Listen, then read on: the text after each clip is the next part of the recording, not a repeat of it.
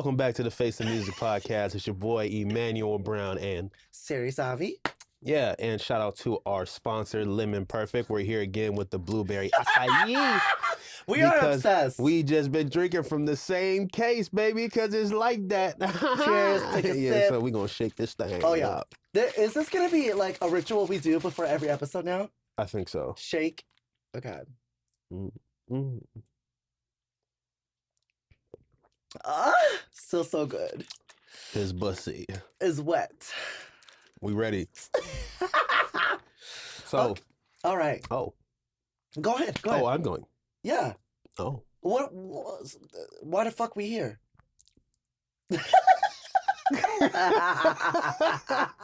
Why am I here doing this shit? What are we talking about today? Drink more lemons. Drink Full more of lemons. flavor. No, what are we talking about today? You tell me. Okay. So today we're gonna be talking about a very interesting topic. Mm-hmm. Okay. Artists need to be more open about their failures. Ooh, kill him. I feel like this is gonna be re-traumatizing. Because I feel like talking about, if I'm just being, I've always been honest, but if I'm just like really peeling back the layers of my onion. Are you a yellow, a white, or a red onion? Which one do you think I am? Yellow. Hello? Okay, oh, so. because you're Asian, I see. Stop it. Stop Asian hate. And You just said I mean it. that very seriously too. I'm not like fucking around with that. That's what you just said, though. Yeah, I know. Stop Asian hate. So, more artists need to be open about their failures. And like I said, peeling back some of those layers, it's emotional for me because I think that it's a bit, it's like, it's emotional because it's hard to go back to those places. Right. To talk about your failure, but also it's a little hit to the ego, you know? And because I think that I like to think of myself as someone who usually has had like a really good track record. Right. And so for the times that I don't, it's a lot of like putting myself down. Right. So with the failures you have dealt with, let's talk about it. Well, I mean, okay, so can we just talk about why, though? Yeah. Yeah, okay. Well, tell me why it's important to speak about your failures. Can we talk about that? Yeah. I feel like it's important for artists to be in a world full of filters. Oh. That's a bar. Yeah. In a word. In a world full of filters. And if you use that, you better fucking give me 5%. Okay. Dead ass. Okay. Dead ass. So, in a world full of filters, I think that it's important for artists to still maintain that reality. That transparency. Which y'all motherfuckers don't live in. Right. Some of you bitches be getting way too comfortable on that IG story filter. And it's cute until it's not. And I just feel like there's this, I feel like it's one of those things where it's like, when you are living in your own world as an artist and you are seeing the love that the fans are giving you, I feel like with some artists, it gets a little in their head. Right. Not a little. Okay, you're right. It gets to their head a lot. Yeah. And I feel like my way of staying grounded has always been my friends. You, Mosaic, King Dao, Keontae, love them. That's been one way for me to stay grounded. And how could I forget this? My husband. Of course. Of course, my husband helps me stay grounded. But also the failures. And I think that there's a lot of things that not just other artists who are also aspiring just like us, there's a lot of things that fans could learn about our failures, red flags, shit like that. And so I think that's why it's important to share that. And it's also a very vulnerable thing because let's be honest, there's not a lot of people who want to talk about that. There's not a lot of people who want to talk about the times they failed. Well, isn't it interesting that a lot of up-and-coming artists don't want to talk about their failures, but the majors do all the time? Yeah. Isn't that an interesting concept? I actually didn't think about, you know what? I never thought about it like that. until you brought it up. Yeah. And that is very interesting. So, I for you, Mm-hmm. right? Like, because I kind of just went on a spiel here. Mm-hmm. We're just gonna get straight into it. Let's get it. So, talk talk to me. Tell the fans and tell me a time when something didn't go right, like something had failed, quote unquote, and it was very impactful, like very impactful to you as an artist in any kind of aspect, whether it was like it really busted down your confidence Mm-hmm. as to what you can offer, Absolutely. or just like made you feel like, man, is this for me? Like, do I want Every to do music? single year I have been an artist that has seriously worked towards my craft, I have had massive failures. Okay. So, Okay. number one, when I moved here from Virginia, massive failure, right? Because I came from knowing people who I could record with, studios I can go to, Mm-hmm. some sort of resources, just something. Yeah. Like knowing, like, okay, if shit really gets moving, like I can go to New York or I can go to Atlanta. They're only 8 hours away, both ways, north or south, right? Yeah. I come to Washington State, I know nobody. Yeah. Zero people. I don't know where to start. Failure. Feel like a failure already, right? Because it's like, damn, I just put out an EP. I was feeling like, damn, I'm about to get something going. And then, I had to humble myself, realize, okay, you got to start from ground one again. And then when I did start finding places to record and people to work with, right, I realized that not everybody wants to see you win, and you can't always spend your resources and time in places where it's not wanted, right? Another Okay. failure. Okay. When I started working on my first album, The News, right, which I personally feel like is one of the most slept on pieces of art in my catalog. I worked 2.5 years on that project, and I had one of the most humbling experiences when I put it out, because I was like, bro, this shit's fire. Like, motherfuckers about to go. I'm about to blow up. I was like, I'm about to blow up. The moment I drop this, it's over. Right. The world will know who Emanuel Brown is. I put that album out. I got 7 streams a week. Damn, that's on an hella. entire 14 track Hey, album. at least you got some fucking streams. Absolutely. But it was a very humbling experience, because I learned, like, oh shit, like, You ain't the I'm shit like stupid. Like, I'm not the shit. Like you said, I'm not the shit like that. Like, if I'm not out there actively promoting my music, if I'm not marketing my music, if I'm not telling people about it, what made me think like that was gonna work? Yeah. So then there's that. Yeah. Then when I Damn. realized, like, oh, I need to start marketing my music. Oh, my cover art sucks. Oh, when I started hitting up venues to do shows and they don't answer me, right? That's a good punch in the face. I remember I had one notable venue out here. I was way out of my league reaching out to them at this time. But I remember I sent them an email and I was like, hey, my name is Emanuel Brown, blah, blah, blah, blah, all the spiel. Here's my draw. Here's where I perform. They said, okay. They said to me, get your numbers up. And I was like, honestly, I wasn't really like upset. I really like appreciated that they said that to me. Yeah. Yeah. It was just like, get your numbers up, then come talk to us. And I was like, oh, I was like, yeah. It made me be like, okay. Because it's like, when you're an artist and you're trying to figure out how to make it work and you keep getting no's, or you don't hear anything, right? When you hear something, there's something to work off of. So that was a moment where I was like, oh, I need to get my numbers up before I can like start booking these shows. Right. And that's where it like clicked for me. So then there's that. Then, putting money behind marketing and it doesn't work. Failure.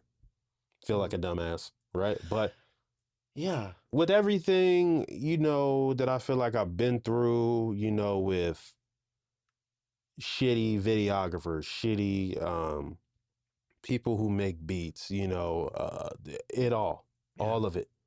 One thing I learned is that through it all, you got to stay grounded, and there's a lesson to learn. And it's okay to tell people that you fail, because people do want to see you become better. Yeah. Right? Yeah. And if they don't know what you had to go through to get to where you currently are, then the level of respect may not be where it should be. No. But I digress. What about you? You Because digest? I digest. Because there's so many things that you've been through, right? That you've speaking about. You've spoken about publicly.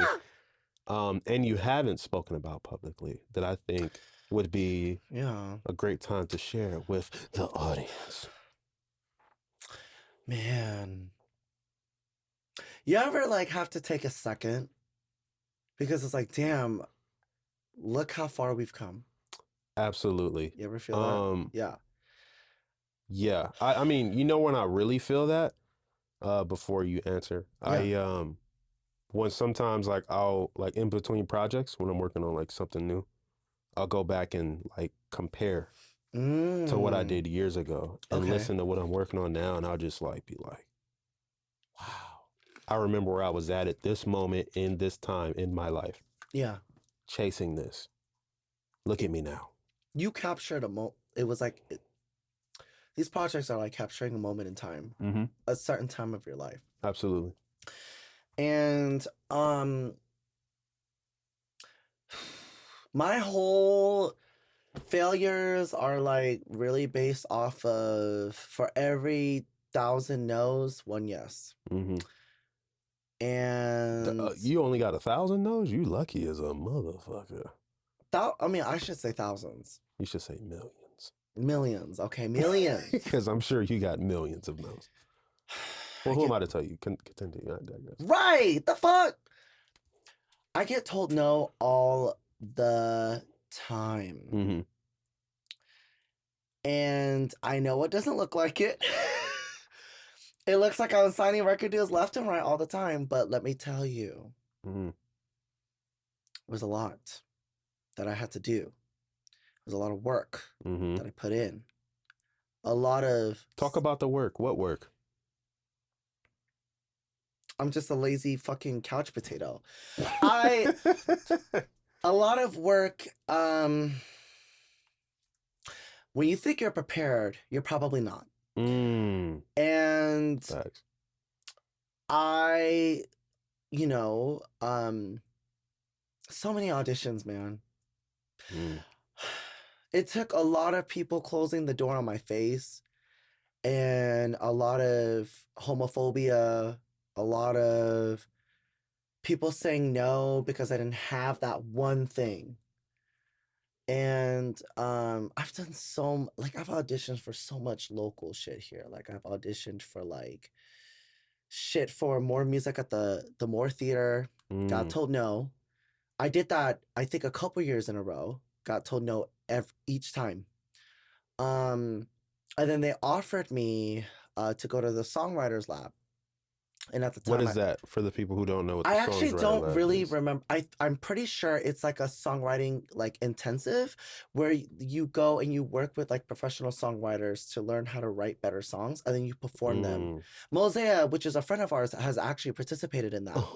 And they gave me a full ride scholarship, but I couldn't go because it was around the same time. It was 2014, so that was around the same time I was deciding whether or not I wanted to go to college. Because I had that was around the time where I had applied to go to like Evergreen State and shit. And so I ended up not going.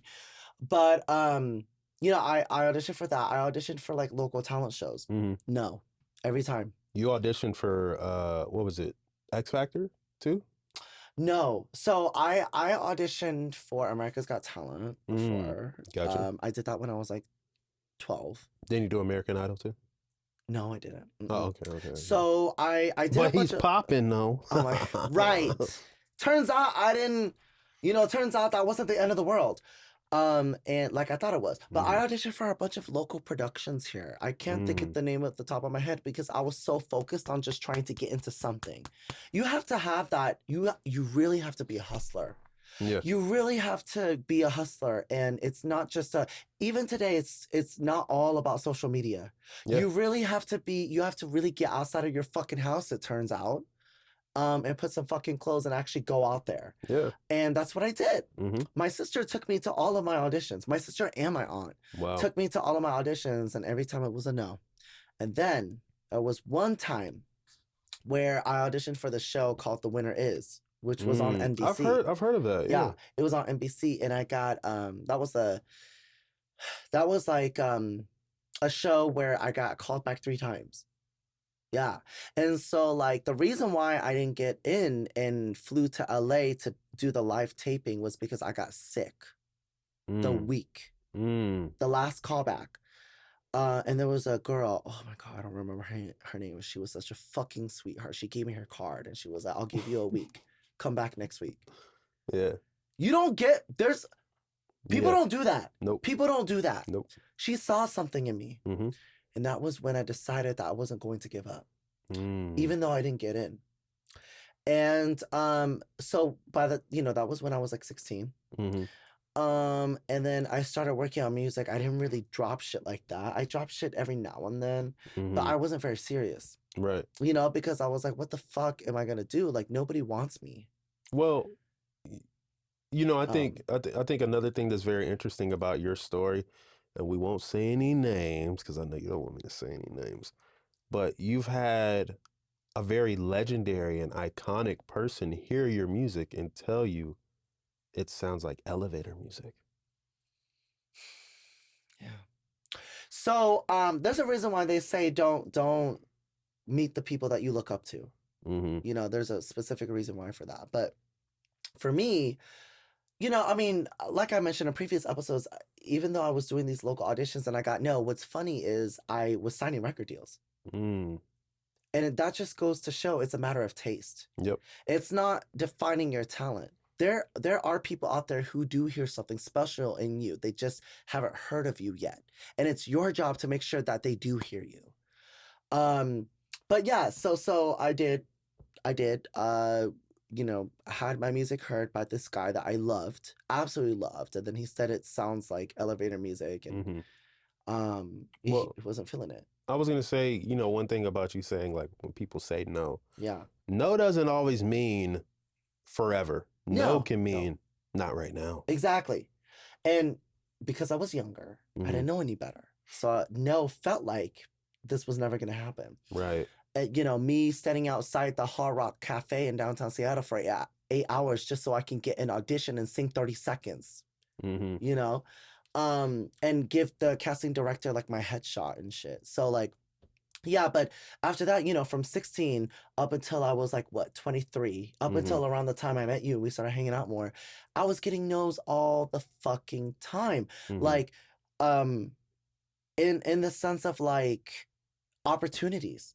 Yeah. Performing opportunities, to perform at festivals, I got no to perform at Pride festivals. Like in fact, just recently, I got told no, that I wasn't going to perform at Seattle Pride. And also, I applied to go to a retreat for queer and trans artists. Right. I got told no for that. I still get told no. It doesn't matter that I've charted. It doesn't matter that my song plays on the radio in Italy or for 3 months. Yeah, in Macedonia. It doesn't matter. Number 3 on the charts. Right. Those things, it just goes to show that those accolades do not matter, because there are still people out there who care about, they have a certain taste. Absolutely. And so and some people don't want to see you win. Exactly. And I try really hard not to attribute no's to that, but sometimes you can't help but wonder, know. And but yeah, I still get told no, and like there were so many no's that I gotten, and from 16 to 23, up until I signed a record deal with Enforce the Sound. Shout out to them, Chris River and Eugenio and Damien. When before I had worked with them, it was like I was always hitting a wall, and I felt like nobody wanted me, nobody wanted to give me a chance. Right. And so I never really believed, even after signing the record deal, I was still failing. I was still failing in terms of like, you know, I didn't really believe what people meant when there was one A&R that I worked with a long time ago who told me that it just takes one song. Yep. And I didn't believe him. I'm living proof of that. You're living proof of that. Right. Crazy, isn't it? Yeah. And so I did a song with Chris River and Parts called Games that came out in December 2019. I think I talked about it a little bit previously, but basically the moral of the story is that, you know, people have this misconception about you sign a record deal, everything's great. That's not the truth. The work actually gets harder. It just begins. Yeah, and the competition is even more fierce. You know, because now you're fighting. Okay, so you are the cream of the crop, but now you're fighting with other people who are the cream of the crop. Yep. And so like I worked with the label, you know, got approached by Sony and Warner. Things didn't work out. I was pursuing other opportunities while I was doing that. You know, like while I was signing record deals, I was over here signing record deals, and still getting told no for local shows and shit here. Because, and I mean, again, what you're saying is like you gotta have a different level of self-belief. Yeah. You have to be you have to be delusional. Like you literally have to be delusional to be in this industry, because the amount of no's you hear is unhealthy. Unhealthy. The amount of failure you see is unhealthy. Yeah. Right? Yeah. And I mean, it's crazy. Like you've had all these accomplishments, but they're not the accomplishments here, so they mean nothing to other people. Yeah, exactly. It means nothing to the nothing. It means nothing to the gatekeepers here, the stakeholders here. And it's very sad because, okay, yeah, it's not here, but it's still fucking blood, sweat, and tears. Absolutely. Like, do you guys know what I had to do to get to that? Do you guys know how many failed record deals? And, you know, like, do you guys know the feeling of being dropped from a record label, from a management team, people that you thought had your back, people that are supposed to be, you know, championing you? Yeah. And they're gone. Yeah. I mean, I've been told by labels that I'm a loser because I don't have, my video didn't get enough views. Yeah. It got, this YouTube short got under 100 views, but your other one's got thousands. You're a fucking loser. Right. You know, like I've had people told me if I never, and I think I might have mentioned this to you and a couple other people. I had people tell me people at labels tell me I never should have came out. You should have waited. I should have waited. Do you know the amount of, like you said, delusion to keep going after hearing that? Because that's traumatizing. That's traumatizing to tell somebody who they are is not good enough. Exactly. And I mean, that's the furthest thing from the truth. Yeah, it is. Yeah. It is. Because I mean, obviously I'm working with record labels now and they don't give a fuck that I like to suck dick. Your fans don't give a fuck either. Exactly. And my fans are all over the spectrum. I have straight guys, queer and trans people, all types of people. So I don't know if it, you know, like the failures that I had, I don't know if that was because we were living in a certain time at that time, right?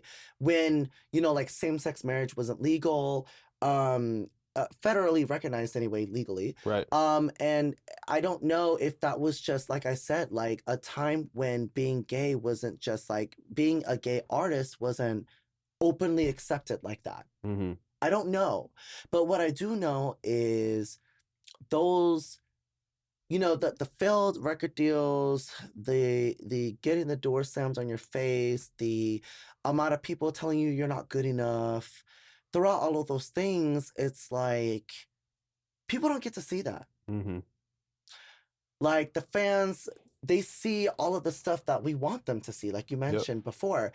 They see, oh, he's signing another record deal. And what do you know? It's like 3 months after he signed the last one. But it's like, there's still, it's one of those things where it's like you get that song, right? Like Games was my song. Yeah. you get that song and the opportunities come pouring in. But even though they come in, those labels they're still looking for a certain thing. Yep. And so they don't always work out. And so like there's still failure in that. Mm-hmm. You know, like how we talked about flopping artists. Yep. How, oh, I had this great song. Am I gonna have something that's going to match that same metric? Right. And if it doesn't match that same metric, then you're no longer valuable to said label to or said label, person. yeah. And then what ends up happening is, and it's happening to me right now, if I'm just being honest, I'm going back to basics, working with smaller labels now. Mm. And it's definitely an ego strike. Yeah. I mean, you have to have tire thick skin. Yeah. To hear I'm just no's, sweating just talking about it. To hear no's forever, to know that you are good enough, but people don't think you're good enough. Yeah. You know, I mean, Damn. like I remember I had, I was told by A&R at Capitol that I remember this. Didn't you tell me this at one point? I remember he had heard like most of my catalog at the time. This was probably about 2-3 years ago. Which is a huge deal, by the way, if you can even. I'm dead. Well, somebody else passed it along to them. Okay. And they were like, yeah, like, you know, the rap stuff is cool. I don't really believe the story. Mm. That's like cool. I mean, you don't have to believe what my story is, because I know what my story is, right? But they're like, they should do, you know, you should do this. And, you know, if, I don't want to talk to this person unless they have these numbers by next year. And if they don't have this by next year, then they're not good enough. Well, record labels are like fast food, right? Yeah. So they have like those couple of items that they're known for that people just keep ordering. Yeah. And, you know, another thing, do you know who Big Boy is? Big Boy, Cool. Well, there's a rapper called Big Boy, and then there's a radio DJ called Big Boy. He's like a staple in LA. Okay. Hip hop culture. He has this saying where he says a lot of people think it's overnight success, and if it's overnight, well, that's a long ass night, right? Because I like, love that. Yeah, because like it's not like you see, like Lizzo's song "Truth Hurts." I think she recorded that song like maybe 3 years before it blew up. Right? She was sleeping in a car, on the couch before it hit. Ella Mae's song "Boot Up" came out a year and a half before it blew up. Yeah. Right? And then it blew up, and all the men in the world love the song, including me. I love her music. So, I mean, you know, there's that, you know, you never know what can happen, man. You never know what can happen, and you just got to keep doing it. So whatever you guys are going for in life, just keep going. Don't let anybody tell you it's not possible. I've had my family tell me, oh, you're still doing that music shit, that little music thing, blah, blah, blah. I'm sure every artist has heard this, right? Yeah. But one saying that we say all the time, and that I know a lot of other people say, nobody believes you until the results start happening. Yeah. And then when the results start happening, they're like, oh, shit, like, oh, hey, let me tell you about my cousin. My cousin's in the industry. He blah, blah, blah. Oh, let me tell you about Sarey. Sarey, you know, Sarey did a 1.5 million, you know, stream song. I always knew he can do it. Shut your ass up. Yeah. Bitch. Yeah. Right. So I was lounging and chilling for a second, and then you said that. You just like reignited something in me. Fuck you, bitches. I was relaxed, and then you just had to bring that up. Fuck what all these niggas say. I'm on my way. But yeah, I steady trying to find my way, create my own way. Okay, that's enough. All right, that's all I was gonna do. Relax, man. Please, we're good, you know. So, but I think for the people who are involved with just supporting our career. Yeah. I just wish that you could see what we deal with, because it's not pretty. That's why I feel like documentaries are a good thing. Yes, yeah. To show like what's underneath the hood. You know, there was an analogy that an A&R said to me, right? When we were talking about working together, which didn't work out, by the way. It was fine. Normal thing. He said, you know, what you got right now is like a pretty car. It's like a pretty car. The outside's beautiful.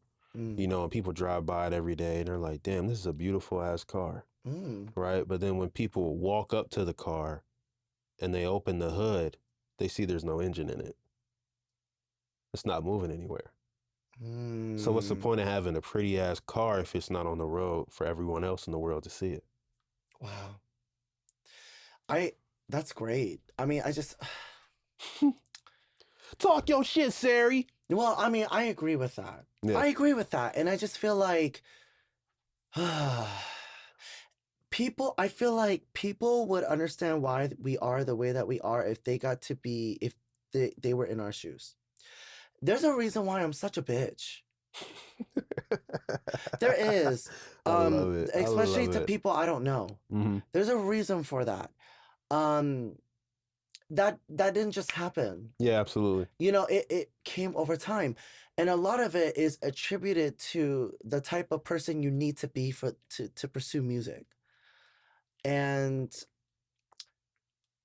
I just you know, it's just like the failures are happening constantly. Like it doesn't stop. It's an everyday thing. Mm-hmm. But I think that having games, having that one song really helped people look at me in a different light. Absolutely. And so, but I mean, that was just one song though. Mm-hmm. You know what I'm saying? Like, you have that one song, you should be thinking about, okay, what's next? Yeah. And I mean, I think also too, what we have to understand when you talk about these failures with your community, with your fans, with people who are supporting you, Yeah. if they know what's going on, when they see you win, it's going to feel so much sweeter for Yeah. them knowing that they believed in you all the way. All the way. You Exactly. know what I mean? And I love that. Yeah. There's a different type of respect too. Absolutely. Man, I just wish if I had a documentary, I just wish y'all would have seen the past decade. Mm. Like the amount, especially the way people treat me. You would be surprised at these artists that some of y'all listen to who are local and the way that they have treated me. Mm. They're just so fucking lucky I don't drop their bitch ass name. Because I could and I should, but because I feel like We want all the smoke. Right. But because I'm trying to move on and just be better. And anyone who knows me knows that's very difficult for me. He's petty. Right. Which I might say is, you know, I'm trying to be a better person. You are. And part of that is just keeping that in the back of your mind, forgiving and forgive and forget. Yeah. And that's what I'm gonna do with or these you people. forgive but don't forget. Okay, sorry. Forgive and don't forget. And I keep it in the back of my mind. Yeah.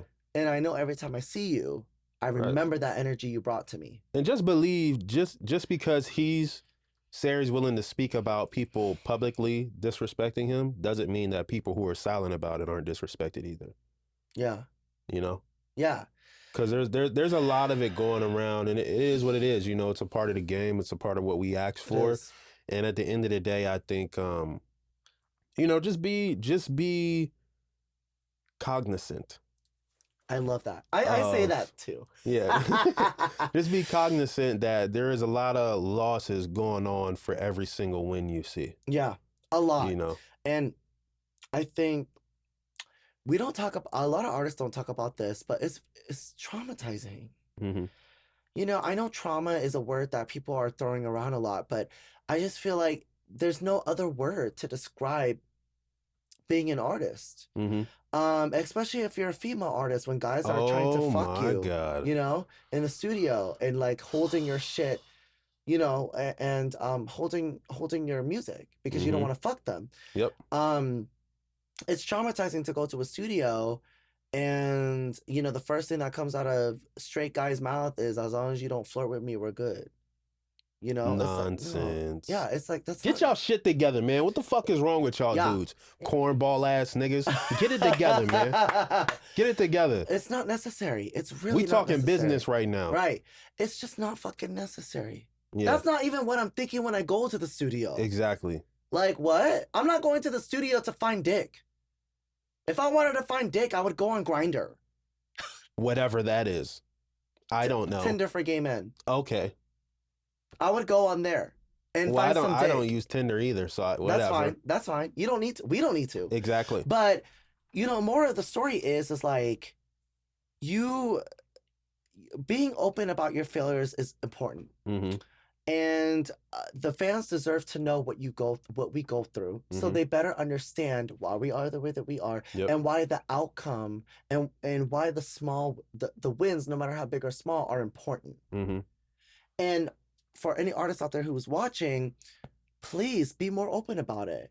And also, like, I also think it builds compassion. Absolutely. Like, oh my God, I didn't realize that, this person treated you like that. And, I think that's the whole synopsis Yeah, of it what is. Face the Music is. Exactly.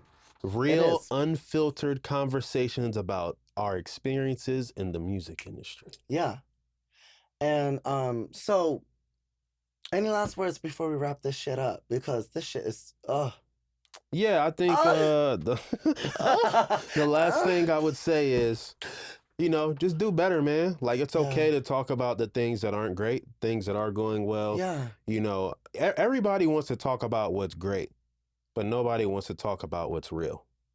Let's talk about what's real. Wow. And it's okay. That's real. That's real. Yeah. Yeah. So this is the Face of Music. I digest. He digests. This is the Face of Music podcast with your boy Emanuel Brown and Sarey Savi. We appreciate you guys for always coming in, tapping in with us. Shout out Tap that ass. Tap his ass. Shout out to Lemon Perfect, Blueberry Acai for the hydrating lemon water. Go check it out at all your places. Did you want to plug Vamper? Yes, actually. So, if you are looking to have if you need a one-stop shop to meet other musicians around the world or locally, doesn't matter, and keep 100% of your royalties and get into sync and have a sync team behind you to push your music onto movies, TV shows, video games, things like that, any kind of visuals. Make sure that you sign up for the Vamper Pro Academy. We're going to be leaving an affiliate link in the description box, and you get 10% off if you use my link. I highly recommend it. Vamper is actually so Vamper actually was the reason why I got some of the record deals earlier in kind of before I got to signing that record deal with Enforcer Sound in 2019 and I released games. I was already working towards that by working with some producers I met off of Vamper. And let me tell y'all something. When I worked with Sony, it was through Vamper. It was through producers I met through Vamper. And it's not expensive at all either. They have payment options that are either monthly, every 6 months, or you could pay for a yearly plan on top of the 10% off. How much is your music career worth? Exactly. And it's always a good idea to invest in yourself. Not only that, but they also have educational courses. So like if you want to learn about music business essentials, which are like contracts, copyright, trademarks, things you should know about your business, because everyone should know that shit. If you want to learn about management contracts, if you want to learn about record deals and what to look out for, if you want to hear from experts who are already in the music industry about how they got started, Vamper Pro Academy is the way to go. So make sure you click on that link to get 10% off and try it out for yourself. Let me know how that experience goes for you. But I highly recommend it. Shout out to Josh, Tatiana, everybody who's a part of the Vamper team. We've personally have conversations with them. Absolutely. And we can tell you from our own personal experiences, great, amazing people. Like people who really have the interests of artists. Absolutely. So we highly recommend you go check it out. You can even filter it by genre and look for people who do the same genre as you. But anyway, I digest. Everyone, thank you so much for tuning in. Oh, mother. Thank you so much for tuning in. We love y'all so much. Make sure that you like, comment, subscribe, share this with anybody who you think might need a little bit of inspiration, motivation. And, absolutely. If you have any questions, make sure to leave them in the comment section below and we'll address them. And if we don't know the answers, we will find someone who knows the answers, right? Absolutely. So once again, we drop episodes every other Tuesday. So we will see you in 2 weeks at 7 p.m. Pacific Standard Time. Thank you so much for tuning in. Love y'all so much. Why do you wear your headphones like that? It looks really stupid. I told you this, so I don't mess up my hair. You act like you got long, like luscious ass locks or some shit. See y'all in 2 weeks. Why are you such an ass? Like this.